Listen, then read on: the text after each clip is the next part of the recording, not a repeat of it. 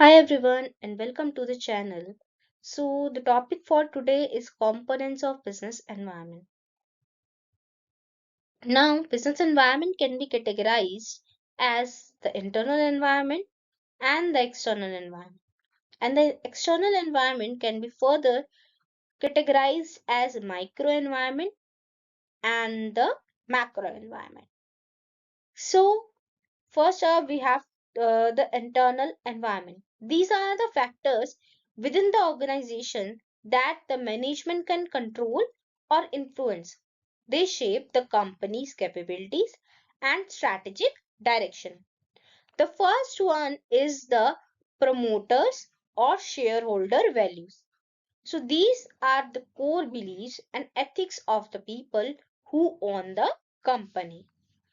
Next is mission or objectives, the company's purpose and what it aims to achieve comprises mission or objectives.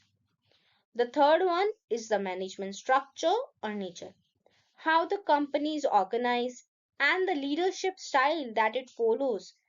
वो किस में आता है management structure या nature में.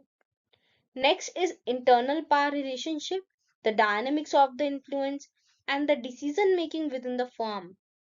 ठीक है, वो किस में आएगा internal power relationship. Next is company image और brand equity. It comprises how the company is perceive by the public and its value, कि कंपनी को पब्लिक कैसे परसीव कर रही है, ठीक है, और उनके माइंड में कंपनी के लिए क्या वैल्यू है, ठीक है, वो किस में आएगा कंपनी इमेज और ब्रांड इक्विटी के अंदर. नेक्स्ट इज फिजिकल एसेट्स या facilities, the buildings equipment and resources the company owns, वो सब किस में आ जाएगा physical assets and facilities. R&D and technological capabilities, ठीक है. The next one is human resources, उनके एम्प्लॉयज, उनके skills. Then marketing capabilities, ability to effectively market and sell products for services. Now is the next topic is micro environment. All right. Now these are external factors that are specific to the firm's operations. ठीक है, इसीलिए इसे task environment भी कहा जाता है, operating environment भी कहा जाता है. It directly affects its relationship with the stakeholders. ठीक है, they are somewhat controllable over the long time. So basically micro environment जो है वो स्पेसिफिक होता है, ठीक है, कंट्रोलेबल होता है. नाउ इसके पार्ट्स क्या होते हैं. The first part is the customer. इसमें क्या आएगा, द पीपल और the organisation buying the product और सर्विसेज, ठीक है. Next is suppliers. Suppliers are the entities that provide the resources needed by the firm. We have to control this, ठीक है. मान लीजिए, और सबसे बड़ी बात, हमें कभी भी एक सप्लायर पर डिपेंडेंट नहीं होना होता, ठीक है. मान लीजिए कि वो सप्लायर देने से हमें जो मान लीजिए हमारा रॉ मटेरियल एक पर्टिकुलर सप्लायर से आता है और कल को अगर वो मना कर दे, ठीक है, तो हमारे पास तो प्रोड्यूस करने के लिए कुछ होगा ही नहीं, ठीक है. तो दिस इज द रूल, ठीक है, कि हमें एक सप्लायर पे डिपेंडेंट नहीं होना है. Next is competitors, other businesses offering similar products or services. Next is public, any group that has actual or potential interest in or impact on an organization's ability to achieve its objective. ठीक है, for example media, local community, वो सब किस में आने वाले हैं, public के अंदर आने वाले हैं. Next is financiers, banks and investors who provide capital market, वो किस में आने वाले हैं, फाइनेंसर्स के अंदर. Next is marketing intermediaries, parties that help the company promote, sell and distribute its products to the final buyers. वो किस में आने वाले हैं, हमारे marketing intermediaries के अंदर. उसके बाद हमारे पास मैक्रो एनवायरनमेंट भी है, जिसे हम जनरल एनवायरनमेंट कहते हैं, रिमोट एनवायरनमेंट कहते हैं, ठीक है. These are broader societal forces that affect all the firms in the industry and are generally uncontrollable by the firm. Management must adapt to these changes.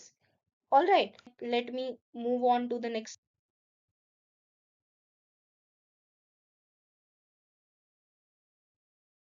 Yes, the micro internal environment, ठीक है, ये हम कर चुके हैं.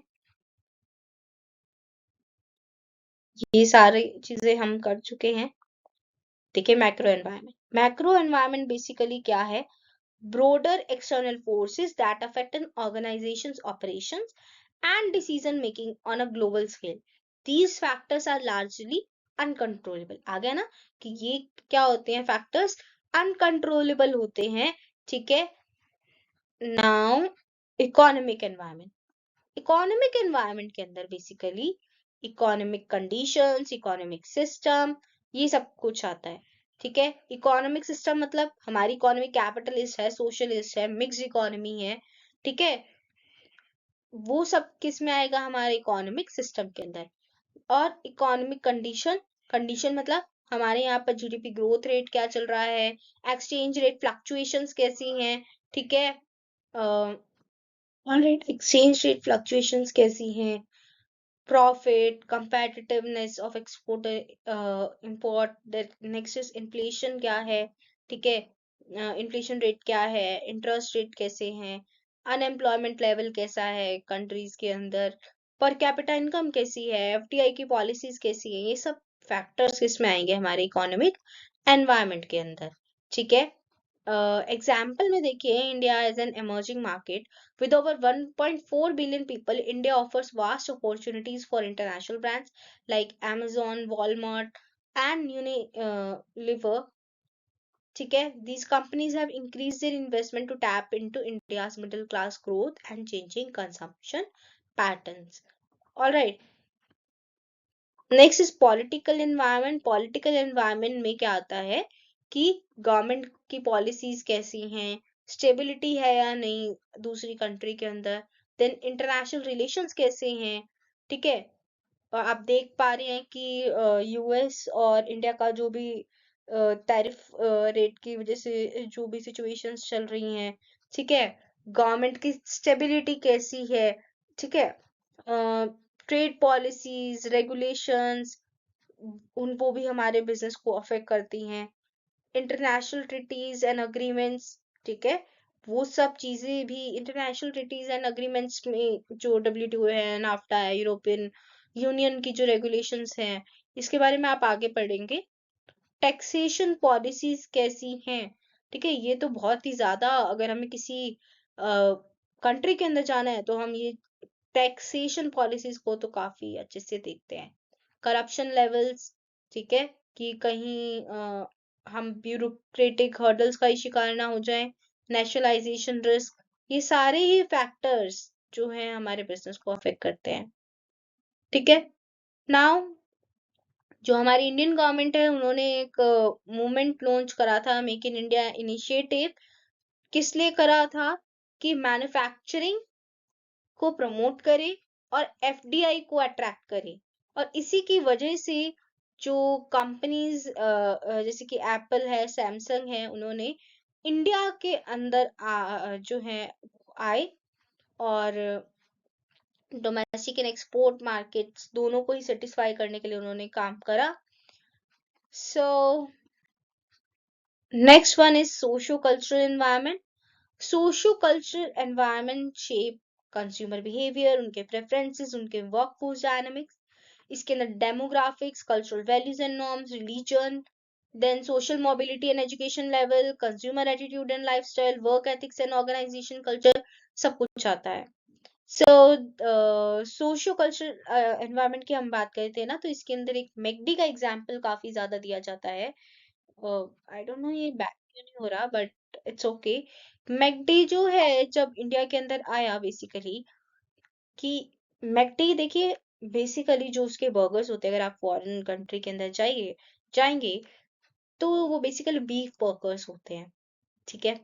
But when it came to the India, उसने देखा कि अगर मुझे इंडियन मार्केट को टैप करना है, ठीक है, then I have to launch a vegetarian version of it.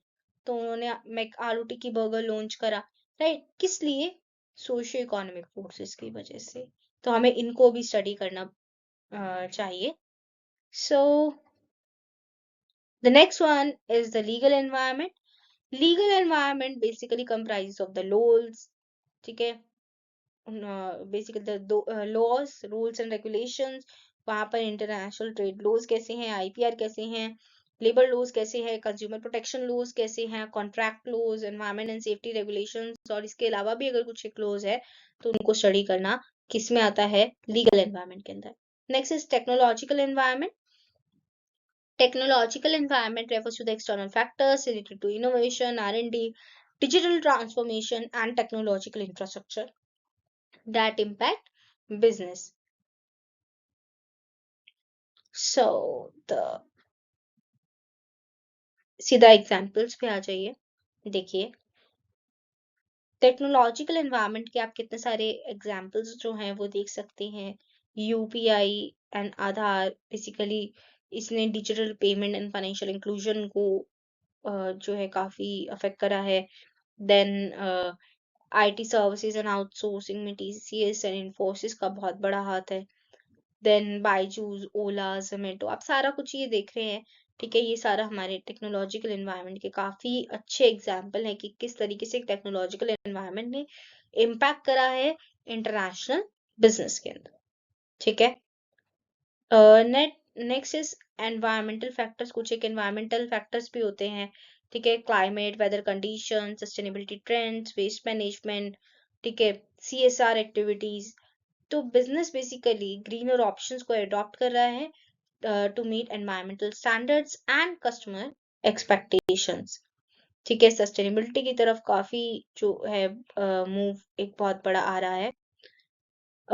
So that's all for today. I hope that you found this explanation helpful. Don't forget to like this video, subscribe to the channel, and hit that notification bell. Thanks for watching and see you in the next session. If you found this video helpful, please like, share, and subscribe to our channel for more easy and clear commerce lectures. Your support helps us create more useful content for students like you.